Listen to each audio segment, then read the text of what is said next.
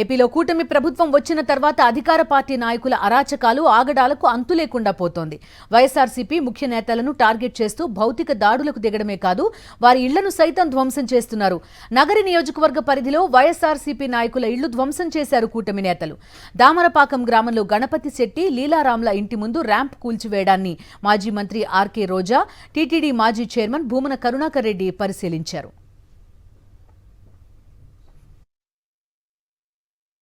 నగిరి నియోజకవర్గానికి సంబంధించి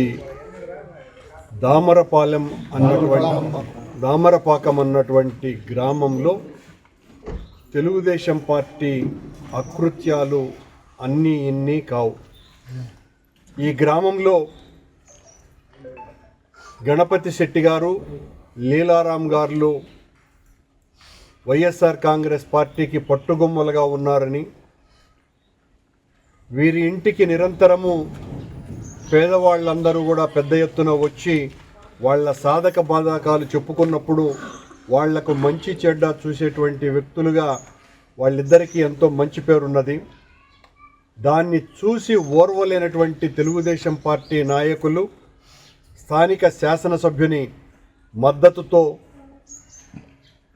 ఈ గ్రామంలో ఉన్నటువంటి లీలారాం గారి ఇల్లు, ఈ గడపలన్నీ కూడా ఇంత దుర్మార్గంగా కొట్టడం. ఇది ఒక గ్రామంలో ఓ ఎంపీడీఓ, ఎంఆర్ఓ, ఓ సిఐఈ, ముగ్గురు పోలీసు అధికారులతో వచ్చి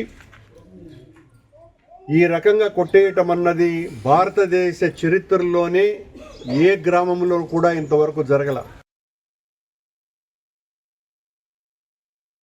తెలుగుదేశం పార్టీ అధికారంలోకి వచ్చిన తర్వాత ఈ 6 నెలల కాలంలో ఈ నియోజకవర్గానికి వాళ్ళు ఏం చేశారు అని అడిగితే, ఇలా వైఎస్ఆర్ కాంగ్రెస్ పార్టీకి స్ట్రాంగ్గా ఉన్న లీడర్లు, పేద ప్రజల కోసం పనిచేసే లీడర్ల ఇంటి ముందు గుమ్మాలు కొట్టడం, వాళ్ళ పొలాలకి అడ్డంగా గోడలు కట్టడం, అలాగే వాళ్ళ మీద తప్పుడు కేసులు పెట్టి పోలీసులతో వాళ్ళని బెదిరించడం, ఇలాంటి నీతిమాలిన చర్యలు చేస్తున్నారే తప్ప వాళ్ళు ఇచ్చిన సూపర్ 6 కానీ లేదా మిగతా వాగ్దానాలు కానీ ఏవీ నెరవేర్చకుండా ఏ విధంగా ప్రజల్ని మోసం చేశారో ప్రజలందరికీ ఇప్పుడే అర్థమైపోయింది.